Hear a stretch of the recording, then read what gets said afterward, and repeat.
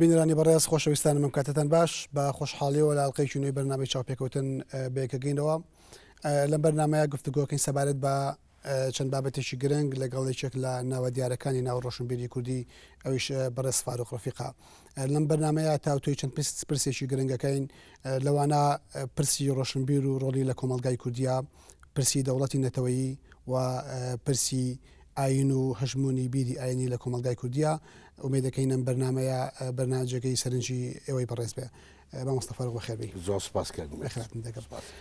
سەرتا پێم خۆشە سەبارەت بە ڕۆڵی ڕۆشنبیر قسە بکەین لە کۆمەلگای کوردیا. بەر لە هەر شتێک پێم خۆشە تێگەشتنی تۆ بۆ ئەدای وەزیفەی ڕۆشنبیر بۆ ڕۆشنبیر لەناو دۆخی ئێستای کۆمەلگای کوردیا بزانم. بەڵێ زۆر سپاس بۆم دەرفەتە. لە ڕاستە بۆ هەت لە بۆچوونی چەند ساڵی ڕابردوومان و لەسەر ڕۆشنبیر بە بەردەوامی من امتحانی ئەو بۆچوونەی خۆش مەکەمەوە کە واتەوەی کە 8 ساڵ 9 ساڵ پێش سەوتومە لە چییە لەوەی کە بەڕای من لە ئەرک و وەزیفەی ڕۆشنبیرەوە ئێمە نابێ بچین بۆ کۆمەلگای کوردی واتە لە ئەبستراکتەوە بە قەدرەوەی من لە چ کۆمەلگایەک ئاژین ئەو کۆمەلگایە داوای ئەومان لێکا کە ئێمە چۆن ڕۆشنبیر ببینین ینی واتە پێداویستەکانی ئەو کۆمەلگایە ئەمە واکە کە ئێمە بە بەردەوامی امتحانی ئەو بکەین امتحانی ڕۆڵی ڕۆشنبیر بکەین. ئەمە بابەتێکی دوای ئەو ڕووداوانەی ساڵی ڕابردووش من لەو ماوەیە چەند کۆڕ و سیمینارێکم لە چەند شارێکی ئەوروپی پێشکەش کرد بەردەوامی ڕۆڵی ڕۆشنبیر بوو ئەبوو بە پرسیار جارێکی دیکە لەو ڕووداوانە لەبەرەوە زۆرم پێخۆشە بۆ ئەم تەوەرێ سەبارەت بەوەی کە دیارە ناچینە بابەتی ئەوەی کە پێناسانی بۆ ڕۆشنبیر کراون بەڵام لە کۆمەلگای ئێمە بێمەزانین جارەوە چ کۆمەلگایەکمان هەیە لەم هەلوو مەرجەیە کە کۆمەلگایەکی بەو شێوەت هەیە ئەو فئە خوێنەواری کە لەناو ئەوانەیە خەڵکێک دەتوانی پەنجەی بخەیسە بڵێ ئەمە ئەتوانین بیڵی ڕۆشنبیرە ئەوە ئەرجیچێ بە باوەڕی من ئێمە کۆمەلگایەکمان هەیە لە ئێستا کە سەیرەکەی کۆمەلگایەکی پڕ لە قەیران لە ڕووی نووسینەوە کۆمەلگایەکە کە تازە بە تازەیی ئەچێت پێێنێتە ناو نووسینەوە لە ڕووی مەدەنیەوە کەمبودی مەدەنیمانەیە کە لەم بەرنمەیە فرسەت زۆرە بێت من قسە لەسەرەوە بکەم واتە نائاشناییمان بە میراتێکی فکری دەوڵەمەند نائاشنایی ئێمە و بێ ئاگاییمان لە کۆمەڵە پرنسیب ئاگاییمان لە دنیای معریفە ئەمانە واکات ئەم کۆمەلگایە ئەم قەیرانانی کە دەست و پەنجەی لەگەڵ نەرمەکەین و لەسەر و هەمیە و کێشە سیاسیە قوڵانەی کە ئێمە دەست و پەنجەی لەگەڵ نەرمەکەین بە درێژایی 80 ساڵی ڕابردوو واکە کە بڵین چێ ئەتوانێت قسە لەسەر ئەم کۆمەلگایە بکە ئەم کۆمەلگایە پێویستی بچێت ئەم کۆمەلگایە پێویستی بە فئەیەکەیە جارە لە سەرەتاوە بۆی کەسێ باڵەتێنەکە من نێکێکڵانەی دژی ئەوم کە فئەیە دروستکەین بە وەکو ڕۆڵی پێغەمبەریان پێ بسپێرین و ئەوانە بۆ ئێمە بیر بکەنەوە بەم مانایەن بەڵکو بەو مانایەی کە یەکەم ئێمە گەر کەمبودمان هەیە لە بواری سیاسیە بۆ نمونە سیاست تا ئێستا لە وڵاتی ئێمەیە بەمانە زانستیەکەی بەمانە فکرەکەی تەڕح نەکراوە کۆمەڵی خەڵق وەکو سیاست مەدار خۆ ئەنوێننیە هاتوونەتە ناو لە مواقعی بڕیارە شوێن ئەگرن کە شوێنی ئەوان نییە لە بەرەوەی سیاست بریتە لە بیرکردنەوە بریتە لە زانستێک کە تۆ دەبێت ئاشنای پرەنسیپەکانی بی ڕۆڵی بۆ نمونە لە ڕۆڵیش ڕۆشنبیر بریتە لەوەی کە لە 50 ساڵی ڕابردووە دەبوایە زانستی سیاسی وەکەوەی کە دەبێت وەکەوەی کە لە نێو فکرا و لە نێو کایە معرفیەکانە پێناساکرێت ئەمە بک بەلانی کەمەوە ئەمەی نەکردووە سەیریکە وەرە سەر بۆ کایەکانی دیکە کای ئەخلاق کای دین ڕۆشنبیری کورد شتێکی ڕۆشناییەکی نەخسۆتە سەر ئاین ڕۆشناییکی نەخزۆ سەر ئەخلاق کایەکی زۆر گرنگە کە تێکەڵ ئێستا فئەیەک بە ناوی ئەخلاقەوە کۆمەڵێ شت ئەڵێن کۆمەڵێک شتێن سەپانە بەسەرم کۆمەلگایەکە لە دەرەوەی هەموو نۆرمێک و لە دەرەوەی هەموو بیرکردنەوەیەک و لە دەرەوەی هەموو پرنسیپێکی مەدەنیە کەواتە ڕۆشنبیر لە وڵاتی ئێمە ئەگەر لەم کۆمەلگایە کە ئامە کێشەکانی بێ کە کێشەی سیاسی کێشەی معرفیە کە کێشەی کللتوریە کۆمەڵە ئاداب و تەقالید شوێنی کللتور بەمانە حەیەوێتیەکەی بەمانای ئیبداعەکەی بەمانای داهێنانەکەی بەمانای خەونبینین بە ئایندە بەمانای ڕزگاری و ئازادبوونەوە شوێنی ئەمەی گرتوتەوە کۆمەڵە ئاداب و تەقالیدێ ئەمە چی ئەماکە چی ئەمتیحانێماناکە ڕاستیە دەبواە ڕۆشنبیر هەستێ بەم ئیمتیحانکردنە دیدێکی شتێکی دیکە کە ئەبێ ئێمە پێ جەختی لەسەر بکەین وە لەم بەرنامەشەوە دەرم توانین ژوەیە کە ئێمە لە خیابی دیدێکی نەقدیا ژیانە بینە سەر نەک لە ئێستاە بەڵکو لە ڕابردوو شەوایە لە سیاسەتە لە کولتورە لە ئاینە ئێمە دیدێکی نەقدیمان چێ ئەم دیدە نەقدیە ئینتاجەکە لە ڕاستی ئەوە ڕۆشنبیر بکات تەبەن بەمانە بەرفراوانەکەی ڕۆشنبیر ئەم دیدە نەقدیە دروست نەبووە سەری هەڵنەداوە و لە ئێستایەکی شابڕاستی کە ئەلم ڕۆژێکی ئێستا لەگەڵ بەڕستە مقساکەم پاشکشەیەکەیە پاشکشەیەکی حتا لەو هەوڵە جدیانی کە لە ماوەی 10 ساڵی ڕابردووشە دراون لەبەرەوە لەم گۆشەنیگایەوە سیر بکەین بەڕاستی بەش بە حاڵی خۆم لە ئەم لەحزەی کە لەگەڵ ئێوە قساکەم من گەیشتومەتە قەناعەتەیە ڕۆڵی ڕۆشنبیر لە نەهامەتیەکانی ئێمەیە لە قەیرانە سیاسیەکانمانە لەو شکستانی کە ئێمە ئێستا تیاژین ڕۆڵێکی گەورەیە ڕۆڵێکە کە ئەبێ پەنجەی ڕخنەی بۆ ئاماژە بکرێت بۆ نمونە لە پەیوەند بە شێوازی حکومڕانی من گەیشتومەتە کاگومێت ئەمە بۆ چوونێکی تازەیەکە ئەمێ لێرەدا لەم بەرنامەی بەڕێستە تەرحیگەم ئەوژەوەیە ئێمە ناتوانین تا ئێستا هەندێک لەوانە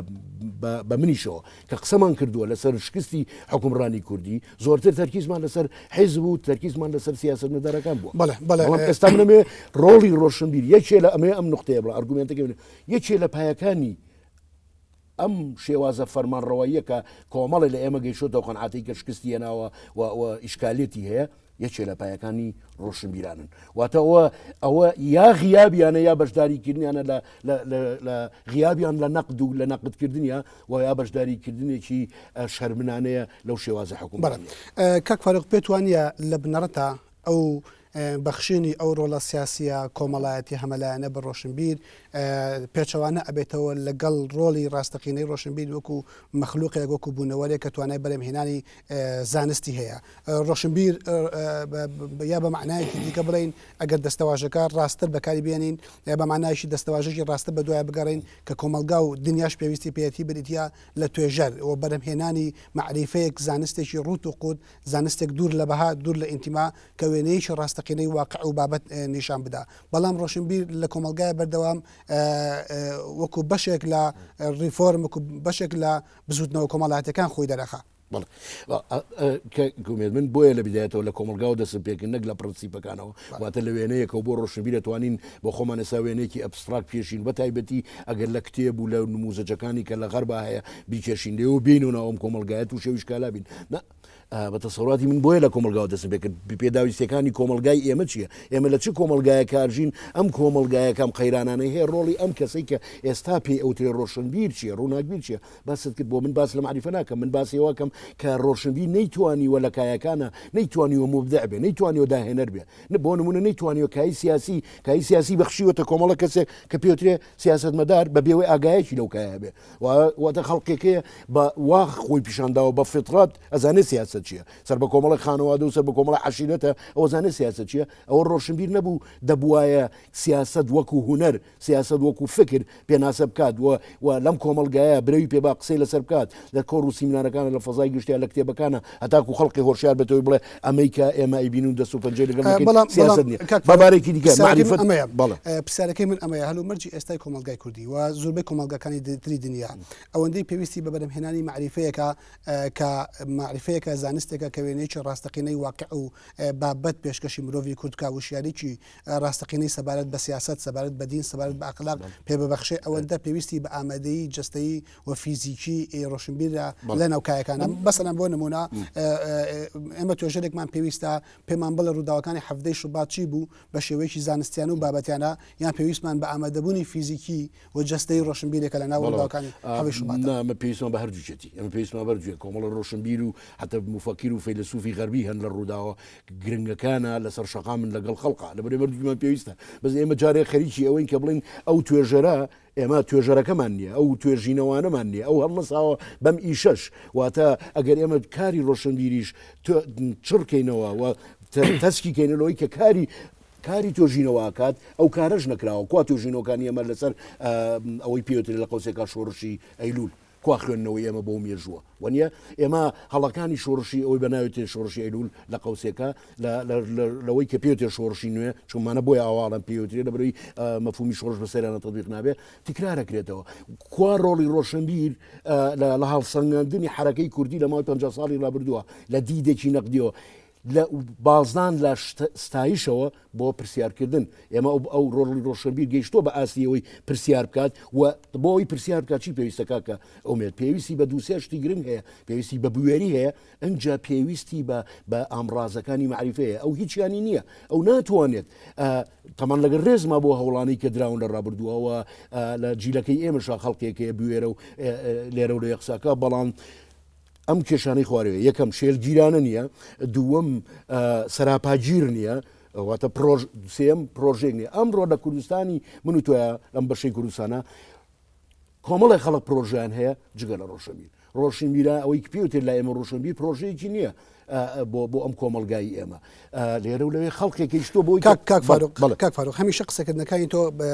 لەسەر ڕۆشنبیر و لەسەر هەندێکایی تر ئەوانەی کە چاودێریکردن یا گفتوگۆ لەسەر ئەم بابەتانەکەن ئەوەیە کە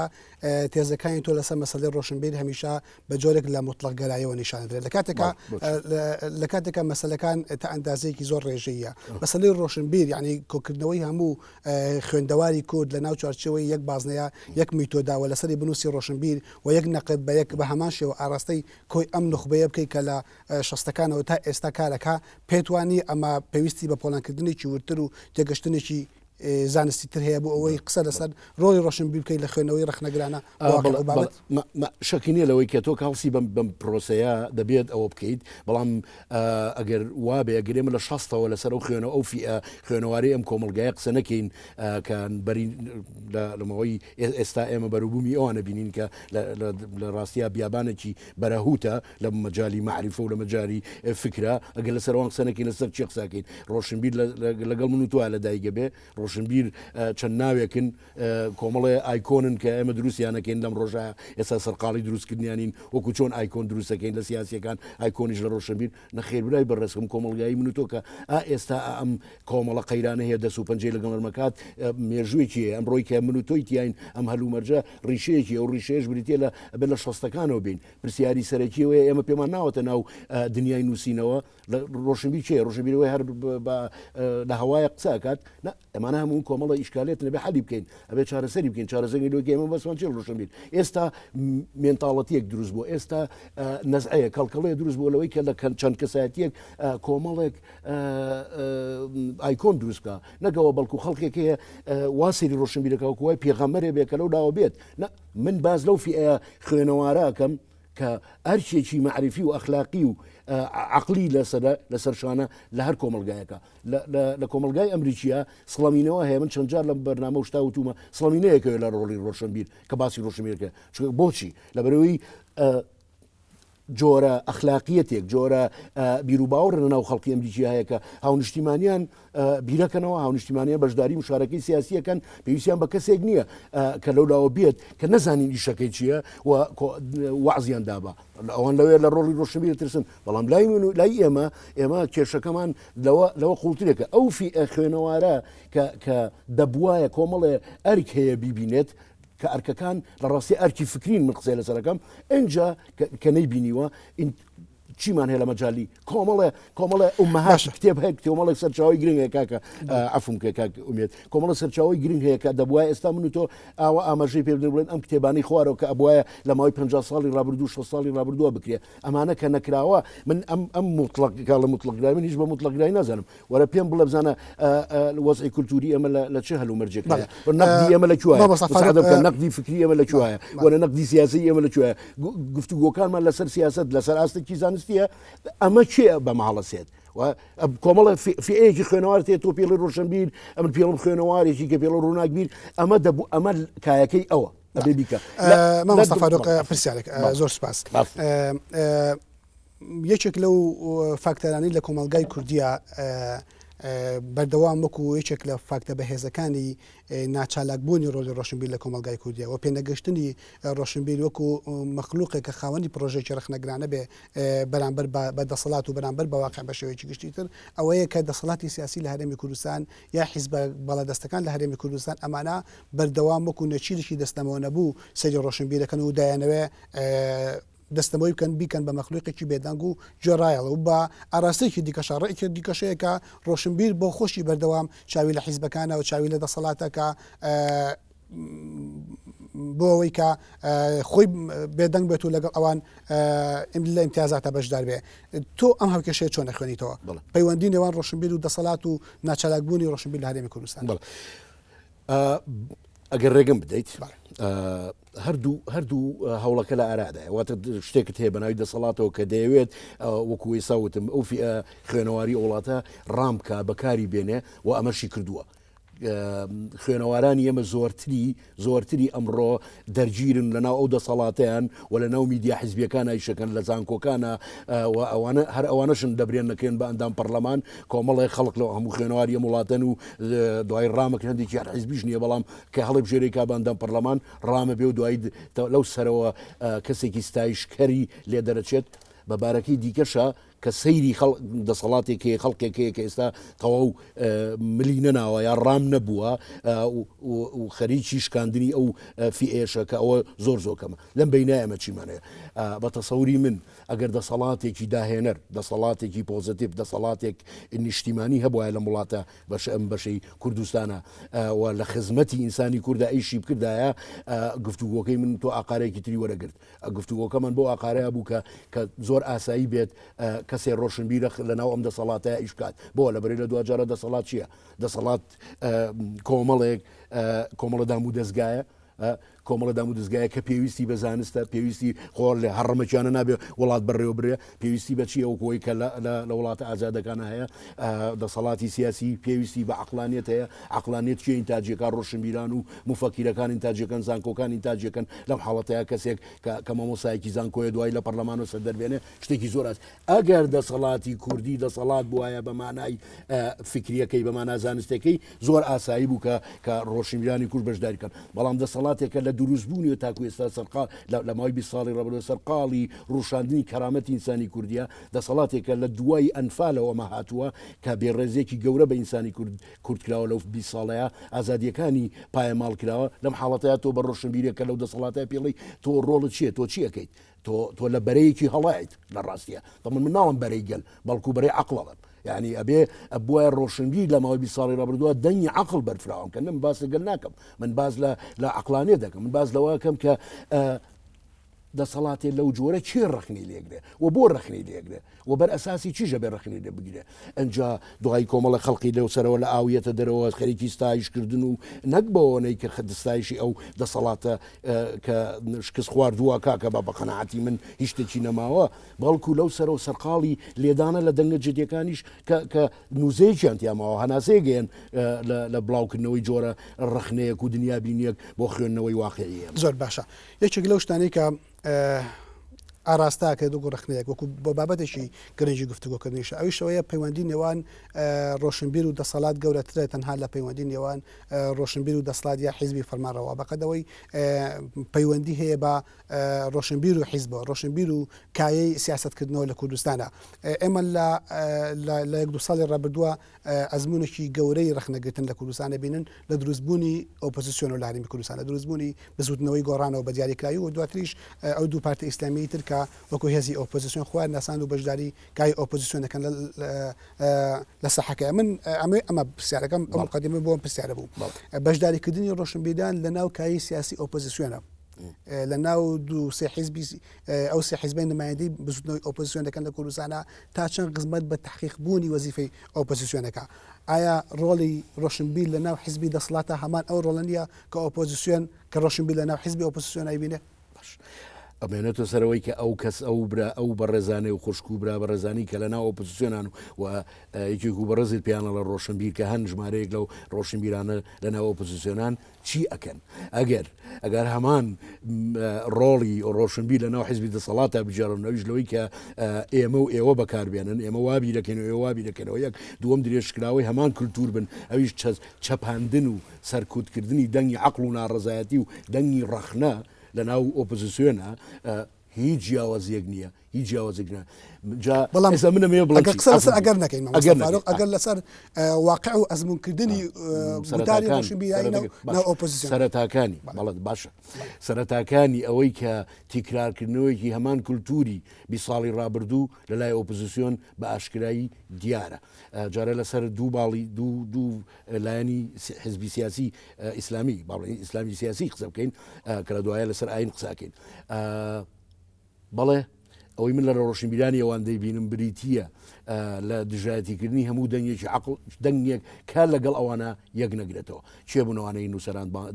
دادگاییەکەن و بانگێشتیانەکەن بۆ محکەم و بانیانەکەن بۆ محکەمە چێنەوانەی لە فەیسبوکەکانە لەو ماوەی پێشێمە دوو کەیسمانەیە کەیسی مەریوە و ڕێقانوع و کەیسی من بەهۆی چەندێ بۆ چوونمانەوە بە لێشا و هێرشکرایە سەرمان لەلایەن کێشەوە لەیان ئەوە فی ئەخوێن باوەڕ ناکەم فی ئەخوێنەوارەکەی ئیسلامی سیاسیەکە هێرشی کردە سەرمان واتانی چیانی دژی ئازادی واتە چیمان کردێمە هیچ ئەنجەماوت سەرەوەی کە ئێمە بێ لەسەر بزوتنەوەی گۆڕان قسە بکەین کە وتی ئێمە نابێت لەسەر ئەگە قسە بکەین من لێرەوە بۆ یەکەمین جارەواڵم بزوتنەوەی گۆڕان لە پەرشکشایە بزوتنەوەی گۆڕان بە تایبەتی بۆی ڕۆشنبیرەکانیەوە بێدەنگیەکی زۆر ترسناکیان هەڵبژاردووە بەرامبەر بە هەموو ڕوودا زۆر پڕ مەغزا و ترسناکەکانی کوردستان بەڵم ژاردو ئەمەوەیە کە منەزانم بەڕێزیش بۆیە پرسیارەکەی بۆی کە بڵین ئایا ئەو ڕۆشنبیرانە ئێستا هەم نابن بە تکرارکردنەوەی هەمان ئەو ئەزمونەی ڕابردوو من هەمیشە وتومە لە کۆمەڵە و ناسەوتومەت کاکە ئومێت ئەگەر لەگەڵ پارتی دیموکراتی کوردستانە لە شەستەکانە کۆمەڵە ڕۆشنبیری ناقد هەبوونایە کە بێگومان لەگەڵ وەکو کەیسی نەتەوە لەگەڵ قەزەی نەتەوەیان چکم خۆ دەزانی بۆ نمونەوەی پێوتێت لە قەوسێکا شۆڕشی ئەیلول خوێنەوەرانی ئەم میلەتە بەشداریان تیاکرد بەڵام بەشداری سەرەکی بەڕاستی بریتی و لە بڵڕنەوە هەڵبگری سەربەشداری گەورە بریتیە لە خوێندنەوەیەکی نەقدی بۆ حرەکێ ئەگەر لە شەستەکان و هەفتا بۆ هەفتا و پێنج ڕۆشنبیرانی ئەو سەردەمەی وڵاتی من و تۆ خوێندنەوەیەکی نەقدیان بۆ پارتی بکرای پارتی بە هەڵەکانیان ناڕۆی کە یەکێتی نیشتیمانی دروست دەبێ ئەگەر لە پاڵ ئەم دروست بنای فئەیەکی خوێنەواری خاوەندید و قودرەتی عەقڵی کە بتوانێت خوێندنەوەیەکی نەقدی بکەوە لە هەر شوێنێکە سیاسی هەڵەی کرد ڕای بگرێ یەک دووەم بڵاوکردنەوەی کولتوری ئەکاونتەبڵەتی لێپرسراوێتی کە ڕۆشنبیر دروستی بکە ئەگەر دروستی بکردایە یەکێتی ئەو هەڵە سیاسی گەورانی دروست نەکرد ئێستا گۆڕان دروست بووە باشە ئەوەی کە ئێمە بین لە ماوەی 2 ساڵی ڕابردووە لە ڕاستیە ئەو بزوتنەوە ئەو دید و ئەو هەڵس و کەوتە شێلگیرانەیە نییە لە ڕخنەی لێگرێ هەر خەڵکێکە لە دەروی خۆی لە کاتێکە دەبووە لە ناو خوێنەوارانی خۆیەوە لەسەر زۆر شت لە ماوەی ساڵی ڕابردووە گۆڕان هەڵی سیاسی گەورەی کردو دەبووە ڕابگیرێت یەکێک لەو پرسانەی کە ڕۆشنبیرانی ناو حیزب ڕۆشنبیرانی ناو حیزبی دەسەڵاتدار لە هەرێمی کوردستان یان ڕۆشنبیرانی ناو حیزبی ئۆپۆزیسیۆن و بەتایبەت ناو بزوتنەوەی گۆڕان من مەبەستمە بەڵگەیەک یان پاساوێکی لوجیکی بۆ ئەمە هێنەوە ئەوش ئەوەیە کە ئەگەر کایی سیاسی خاڵی بێت لە کایی حیزبایەتیکردن سیاست بەمانە حیزبایەتیکردن لێرەدا مەبەستمە خاڵی بێت لە ڕۆشنبیر و خاڵی بێت لە کۆمەڵێک دەیژی عەقلانی لیبراڵی جدی ئەو ئەگەری هەیە ئەم هێزە سیاسیە بەرەو فاشیزم بڕە بەرەو تاریکی بڕە بەرەو دیکتاتۆری بڕە بەڵام ئەم ڕۆشنبیرانە ئەتوانن ڕۆڵێکی گرنگ ببینن بەو ئاراستەیەکە ڕوتی سیاسی ئەم بزوتنەوە سیاسە ئاراستە بکەن بە ئاراستەیەکە کە خزمەت بە کۆی کۆمەلگا بکە خزمەت بە دیموکراسی و کۆمەڵێک پرەنسیپی گرنگ بکە پرسیارەکە ئەمەیە ئایا ئەم پاساوە بۆ هێزە سیاسیەکان لە کوردستانە تا چەند گرنگە ئایا ئەم پاساوە بۆ حیزبی ئۆپۆزیسیۆن قبول بێ بۆچی بۆ حیزبی دەسەڵات قبول نەبێ ڕۆشنبیر نتوانێت دەور ببینێ یان ئایا تۆ تێگەشتن بۆ ئەم من لە پرسیارەکەی بەڕستە علامەتی استیفام لەسەر زۆر شت لەوانە دارم کە ئەڵەی کەس خەڵقانێکی عەقلانی وانە کەسانێکی وا لە بابەتە کە عەقلانی بن جارە پرسیارەکەی هەیە ئایا بە فعلیەوە نەعەقلانین ئێمە بەچێ بزانین عەقلانی ئێمە عەقلانی لە ڕێی ئەرگومنتە عەقلیەکانەوە نابینین لە ڕێی پەخشکردنەوەی ئەو دیسکۆرس ئەو خیتابە نابینین ئایا ئەو خیتابی ئەو ڕۆشنبیرانە خیتابێکی عەقلانیە کاکە ئومێد عەقلانی لە وڵاتی ئێمە لەکوێیەتی ینی بەتایبەتی لە کای سیاسی ئەمە خاڵی لە عەقلانیەت کای سیاسی لە وڵاتی ئەمە خاڵی لە مەدەنیەت بەڵام زمانێک ڕۆشنبیر کە پەرکێش کراوێتە ناو ئەو کای سیاسیەوە بە بارێکی دیکە ئێمە چارەی ئەوە بڵین پاساوەکە ئەوە بووە بەڵامانە ڕۆڵیان نبینیوە ئەوان ئەو ڕۆڵای نبینە جارە لە حیزبی ئەوەی کە پێوتی حیزبی دەسەڵاتدار ڕۆڵی ئەو ڕۆشنبیرانە ئەوە بووە کە جۆرێک ئێمە چەند ساڵە ئەم گفتوگۆ و دبیت و منازڕەیەکەین لە فەزای گشتیە کۆمەڵە کۆنفرانسمان کردوێمە لە خانە حکمت داوەتی هەمووانەمان کردووە بۆ برەودان بە عقلانیەت کوا ئەی ڕۆڵی ئەوان لە ناو حیزبە کاکە آخر کۆنفرانسی آخر کۆنگرەی دوو حیزبی دەسەڵاتدار نموزەی شکستێکی گەورە بوو سەرکەوتنی باڵێکی سەربازی لێکی جانە سەرکەوتنی باڵێکی استخباراتی لە ئەوی دیکەیانە کوار ڕۆشنبیرە گەورەکان و ڕۆشنبیرە خاوەندید و عقلانیەکانی کە گوای هەن لەوێ بۆ ڕۆڵیان نەبوولەوە نەخێر ئەو دوو حیزبە بە ئاخارێکی زۆر ڕایە براون و ئەو ڕۆڵی ئەو ڕۆشنبیران زۆر زۆر لاوازەکە بەڕێزە دەیڵێت کە ئەبوایە دەوری عقلانی بینن ئەنج من پرسیە من هەموو گوناحان خەمە سەر ئەوان لە ئەو لە فەزای گشتی ئێمە عقلانیت نییە لە فەزای گشتی ئێمە جامیکەکانی ئێمە عقلانیت ئینتاج ناکەن چ جایەوەی کە ڕۆشنبیرە لە ناو حیزبە بیکە سەبارەت بە ئۆپۆزیسیۆنیش ئەوەی کە گرنگە بە تایبەتی من لەسەر گۆڕان قساکەم لە ڕاستیە من ملاحەزاتم هەیە لەسەر یەکگرت و کۆمەڵ وانە بە ئۆپۆزیسیۆن نازانم لە ڕاستی ئۆپۆزیسیۆن گۆڕانەکە هاتووە و ئەویش ئێستا لە تەوری لە حاڵەتی پاشکشێتی ئەو ڕۆشنبیرانی کە ئێمەیان بینین لەوێ شتێک نییە ڕابژێ کاک ئومێت ئێستا بەڕێز ناتوانین بڵێ من لێرە ڕدەگرم ئەم وتانە ئێڵی بۆستە تاکو 10 ساڵی دیکە بابزانین ئەم هەلومەرجە بەرەو چۆمانە بە ئەو کاتە قسە بکەین یا ناتوانانی بەڕێزی بڵێ خەتەری دەرەوەمان لە سەرجارێ بە فاروق ئەم گفتوگوۆیە ڕابگرین نه عقلۆمان پێناڵ عقل پێمانە لە هەموو لەحزەیەەکە کە دەرکمان بەوە کرد کە هەڵەیەکەیە دەبێ بیڵین ڕۆشنبیرانی ناو ئۆپۆزیس لە ناو قۆسێکە ئۆپۆزیسیۆنیش ئێستا بانکراون بەوەی کە خوێندنەوەیەکی ساڵی ڕابردووی ئەوەی پێوتی ئۆپۆزیسیۆن بخوێنەوە بزانن ئەو هەڵە استراتیجیانە کامانن کە کراونیەک دووەم کە ئۆپۆزیسیۆن هەر ئەوە نییە ڕۆشنبیر هەر ئەوە نەلەویا کە نەهێڵێ فلان بزودنەوە بۆ نمونە بزودنی گۆڕان بە هەڵای بڕوە هەر ئەوشە چیە ئایدیا دروستەکە لە ناو بزودنەوەی گۆڕانە چیە ئینتاجی ئایدیاکە من ئەم پرسیارەکەم وە کردوش بە لە خەڵقی ناو بزودنەوەی گۆڕانش کردووە چیە ئینتاجی ئایدیاکە خۆموو کەسێ نایکە چێن ئەوانەی کە لە پڕێکە گفتوگوۆ ئەمەوامان لێکە بڵێن بسوودنەوەی گۆڕان بزودنەوەیکی بێ ئایدیا و بێ فکراوە خاوەنی دنیابینێکی ڕۆشن نییە بۆ پێویستەکانی هەندێکی کۆمەلگای کوردی بەس بەر لەوەی وەڵامی ئەو پرسیارە بێتەوە پشوەکەین و دەسەکەینەوە بە گفتوگۆکەمان خۆشەویستانم دوای ئەم پشووە لەگەڵمان بێت بۆ تاوکردنی گفتوگۆکەمان